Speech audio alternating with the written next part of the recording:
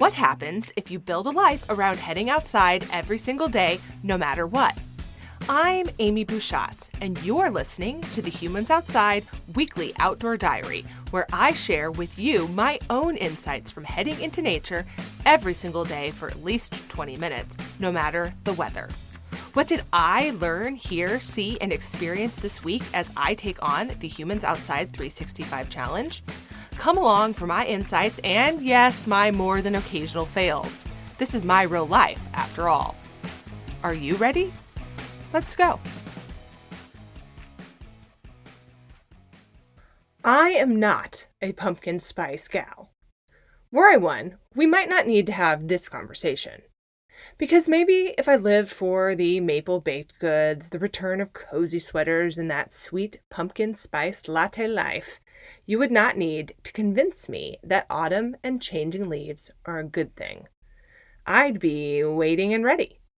Instead, I see the changing season with an eye towards loss. You know, like my boyfriend Summer is breaking up with me. It feels dramatic and tragic and straight up sad. But just you watch. I'll get really attached to autumn coming up here in just a little bit. Because while I'm looking out my window as I record these thoughts, I see yellows, greens, and reds like you would not believe. The trees are moving with the slightest breeze, and I know the air is crisp and cool, but not so cool as to require thick jackets or Polartec running tights. And suddenly, I'm remembering that there are things I love about the fall, too.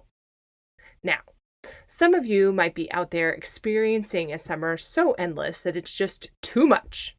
And that's cool, because the very last thing I want to do is say that it's not a real feeling. Being hot and done with that is absolutely a thing. So maybe flip what I'm thinking on its head and instead give yourself a touchstone back to the things you love about your current season. A few weeks ago, I talked about letting summer go by focusing on the gratitude I feel for what it gave me. And now I'm thinking about opening my arms to a new season by focusing on the hope of what I believe it will bring. And part of that is simply taking the time for 2 steps. The first is a thought exercise. What have I enjoyed about fall before? Over the past few years, I've learned that autumn isn't always the ideal I want it to be, thanks to a few major running injuries in 2018 and 2020, respectively. In 2019, it wasn't what I imagined because work and school commitments had me traveling out of state quite a bit. Last year, the weather got cold fast. By early October, we were skiing. And again, my visions of the perfect fall were foiled. Which is why my thought exercise now is in considering this new season only through the lens of the thing I can control, my attitude towards change. Because one thing that fall teaches, at least here, is that the things are definitely changing and fast. Am I willing to welcome that change? Am I okay with letting go of control? The second is an exercise in action. The rapid changes of fall paired with busy life stuff that always happens this time of year, new school schedules, kid fall sports commitments, work projects, do not allow for me to do anything quote unquote later. If I want something to happen, it's gotta be now. I have to be more intentional in the fall than at any other time of year with making the time in my schedule to go out and experience nature. And because it's cooler and wetter than I'd really like, I have to remember to push myself for this and that I want to get out there. I want to experience what's outside. I want to take a beat, sit on my porch, watch the leaves, find my hat and a blanket and maybe even some mittens, and do the thing no matter what. Intention and action. One of the reasons fall is so busy for me is that it's new Humans Outside season release time. On September 8th, I released the first episode in season 6, and I really can't wait for you to hear all of these. So here's a preview of just some of what I've got coming between now and the end of November. The first episode, which you can already hear, is with Dr. Cassie Holmes.